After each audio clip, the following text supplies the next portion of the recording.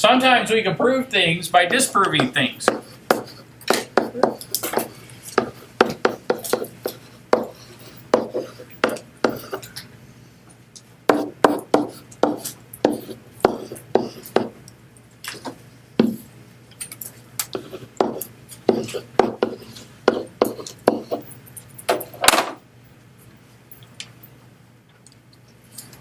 So when I make a statement or a conjecture, the conjecture can be true or false.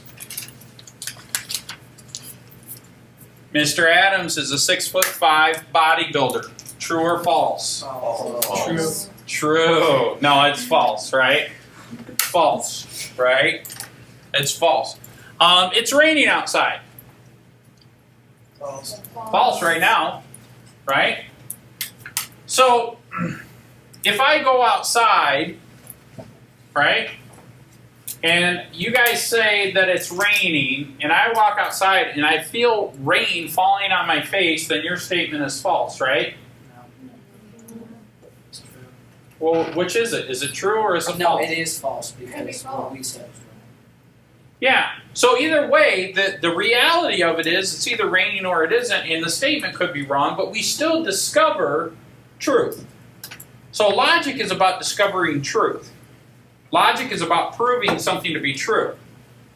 But if I prove something false, don't I learn truth? Yes. Whoa, mind blown. Wow. Right? So sometimes we could do this thing that's called the counter example, which proves something false, but actually reveals the truth. Right? Mr. Adams is wearing a lime green shirt. False. False. But we know that I'm not wearing a lime green shirt. The statement I made was false, but it proves that I am not wearing a lime green shirt. Does that make sense to you guys? Yeah. Okay. So if I were to say Mr. Adams is wearing a lime green shirt, what would be the counter example? A photo of me in my purple shirt. And even though the statement is false, it proves the truth, which is that I am not wearing a lime green shirt. Does that make sense? So what we're going to do is let's think of some counter examples. It says if the name of the month starts with the letter J, it is a summer month. All right? So let's think about this. Month. Well, let me write it out. If the name of the month starts with J, then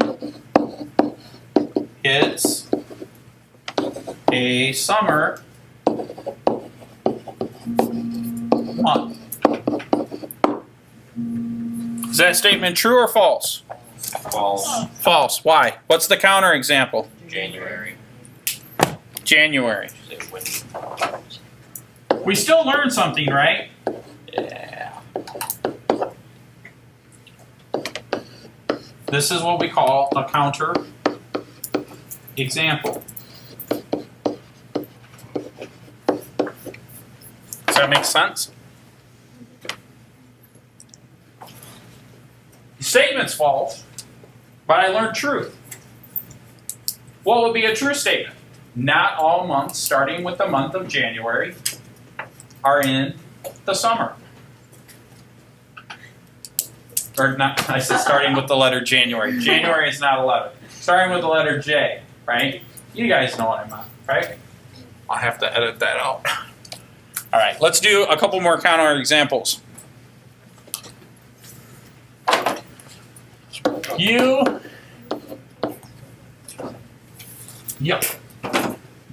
can connect 3 points and it says you can connect any 3 points, and make a triangle. Okay?